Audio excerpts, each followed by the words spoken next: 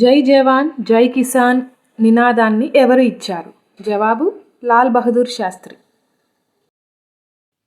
చేపల రాజు అని ఏ చేపను పిలుస్తారు? జవాబు షార్క్. భారతదేశంలోని ఏ రాష్ట్రాన్ని మిల్క్ బౌల్ అని పిలుస్తారు? జవాబు హర్యానా.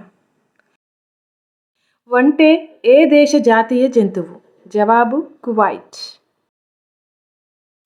భారతదేశ జాతీయ గీతాన్ని మొదటిసారి ఎక్కడ పాడారు? జవాబు కోల్కతా. ఎర్రకోటను ఎవరు నిర్మించారు? జవాబు అక్బర్.